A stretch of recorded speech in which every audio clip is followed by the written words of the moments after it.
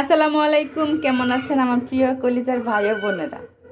আজকে রান্না করব ইলিশ মাছ দিয়ে কচু, লাউ শাক দিয়ে মাছ দিয়ে। দেখতে থাকুন আমার ভিডিওটা, সাবস্ক্রাইব করে পাশে থাকবেন, লাইক দিয়ে ভিডিওটা দেখবেন।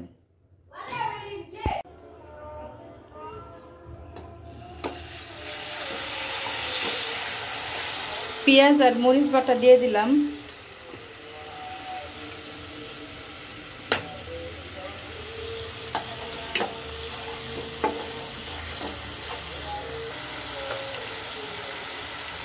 হলুদ মরিচ দেওয়া হয়েছে, লবণ দিলাম।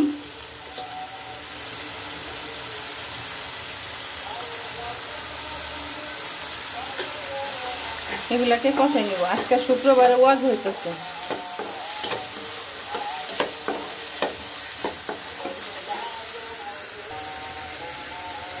এই যে ধুয়ে রাখা কচু দিয়ে দিব।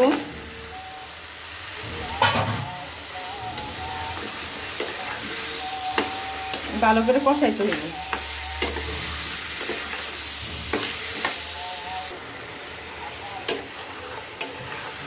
ফিরে আসলাম 10 মিনিট পর। 10 মিনিট কষাইলাম শুধু কচুটাকে। এখন দিয়ে দিব মাছ। এই যে কাঁচা টমেটো পাকা টমেটো মিলাইয়া।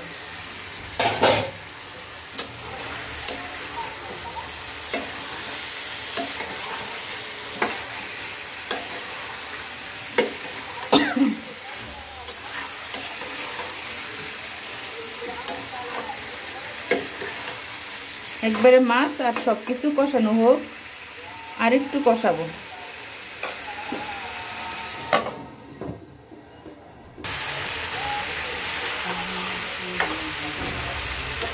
কষানো হয়ে গেছে, এখন পানি দিয়ে দিব।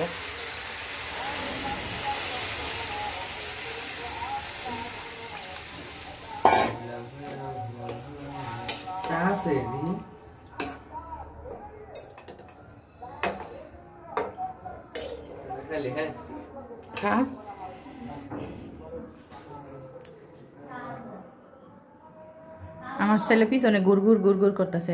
দেন এত বড় ছেলে পিছনে গুড়গুড় করে। তারপরে রান্না করব এই যে শাক।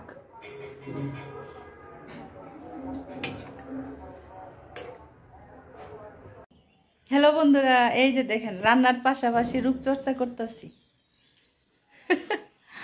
আমার ছেলে তাকাই রয়েছে। দিবিনি?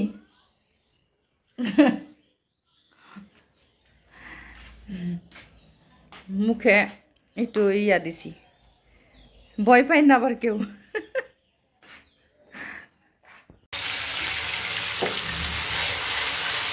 এখন লাউ শাকটা বসাবো। রূপচর্চার পাশাপাশি লাউ শাকটা বসাই দেই। তো শীতের দিনে লাউ শাক ভালো লাগে না খারাপ লাগে একটু বলবেন, আমি তো খাই।